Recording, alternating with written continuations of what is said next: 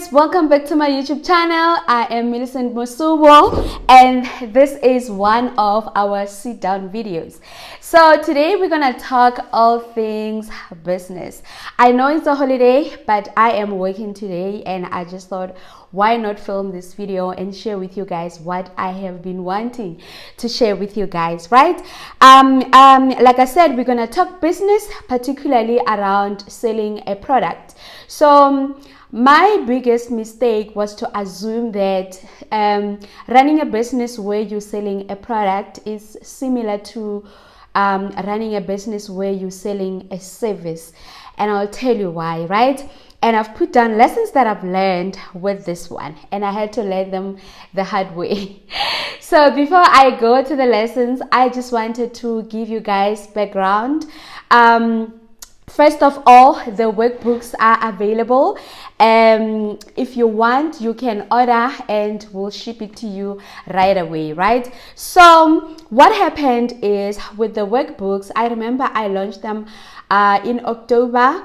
We made an announcement, I think around the 6th of October 2021, that we've got workbooks and they are called My Goal Execution Guide, which they can help you execute your goals effectively. You know, I was thinking in my mind, that things are gonna run smoothly right after the announcements. I think the Friday after the announcements, we opened the website whereby people can start making pre-orders, because we just thought, while we're waiting for the manufacturer to do the large order, because at the time we only had like the samples, right? We were like, while we're waiting, maybe we can take pre-orders so that maybe with the money that we get from pre-orders, we can add it into the capital that we had raised, so we can invest into the workbook so that we get more, right? And in my mind, I'm thinking, this is what I thought was going to happen. People are gonna do the pre-orders, they were gonna pay for their pre-orders, we're gonna get that money and add it to the capital that we have raised, give it to the manufacturer, and the manufacturer is gonna stop everything that they're doing and focus on our project and send through the workbooks as soon as possible. So I made a promise to the customers that they're gonna get them in a few weeks or in the next month, and I was so wrong, because that's not how it works. You know, a lot of hiccups can happen. So I would say when you launch a product, it's better to take pre-orders when you know that maybe the large order is on the way, not when you know that they're still going to manufacture the large order. So that's the number one mistake that I made, which frustrated me. Customers were understanding, they were fine, because most of them believe in planning their year in January, but I just wanted people to get them, because I also planned to host workshops during that time so that people will be ready to set the right goals the following year. But it did not happen. So come end of October, we pay for the large order, and manufacturer tell us that they are 30 days delayed. So meaning they will ever start manufacturing end of November. And that was like around the time I expected the workbooks to be shipped to us. Sure, I was so like, it really, I think I had a breakdown during that time. So then I was like, okay, what are we gonna do? Let's just let them do it. And then she said to me, we might ship them around, she said we must give her like 15 days. She might ship them around the 15th of December. So here I was making promises again to the customers. You're gonna get your workbooks by the 15th of December. So the manufacturer was delayed with 30 days, but we are hoping that you will get them. But we're still gonna continue with our virtual workshops, and then I'll take you guys through the samples that I've got via Zoom, and as soon as they arrive, you will just take the knowledge that you have obtained from the workshop and plunk it into your workbooks, right? Come towards the 15th of December, I think they said another wave of COVID-19 hit South Africa. Flights were being cancelled. yeah, it was so stressful. And also we didn't know that it can take so long for the workbooks to be shipped, because we designing them, we designed them here, but we manufacturing them abroad, because we in South Africa we didn't get the material that we were looking for, right? So yeah, that's what happened. And we had to now pay extra the money because we had to get like an emergency flight. Luckily we managed to get it.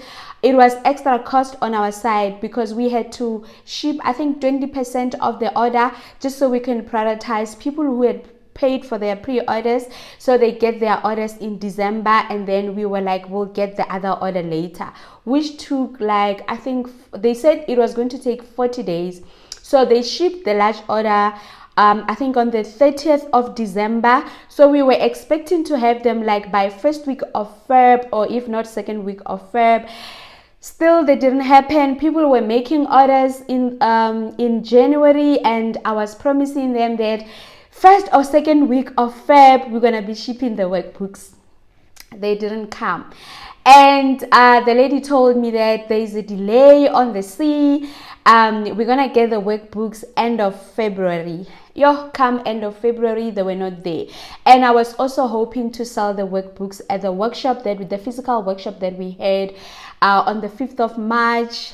They were still not there. But thank God they finally arrived. We got them last week, and I have learned so much from all that, because you can easily lose customer trust if you keep promising and and things don't happen like the way you promised. So the first lesson that I've learned with running a business that sells a product is that I do not have full control of the whole process. With rendering a service, I know my capacity, I know myself. If someone give me a project to say, may you please do this kind of a service on the project, particularly like the tech projects that I've always done, whatever timelines I give you, just know that I'm gonna deliver within those timelines or before, because I have full control of everything. I have full control of my time.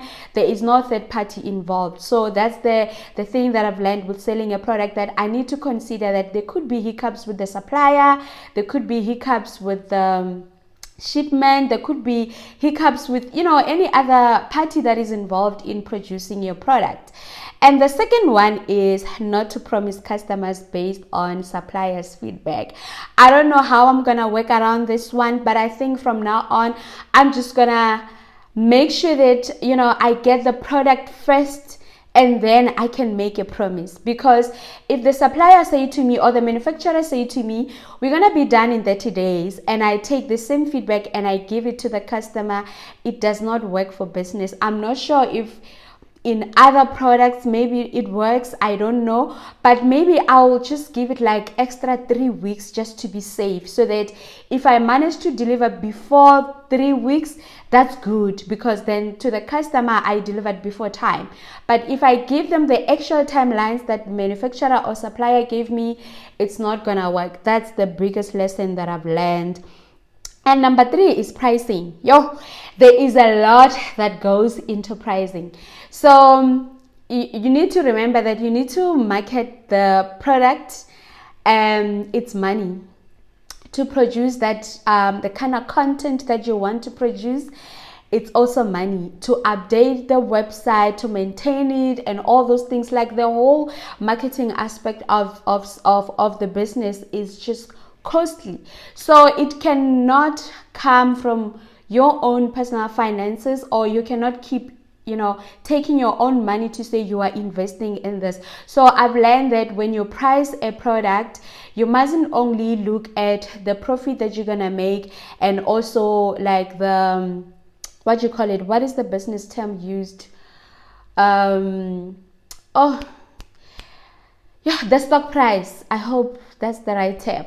The price that you pay when you buy a stock. right? I get it, you're gonna have that price and you're gonna add a markup so that you can make profit. So I've learned that it's not only a markup that you need to add. You need to keep in mind that there are other things that go into selling a product. You still need to market, you still need to ship it to the customers, and maybe if there are people helping you and working with you, they need to get something out of that. So I also learned that with pricing, you don't just go, oh, workbook is going to be 150, oh, this product is going to be this, only looking at the profit. You need to look at other aspects as well.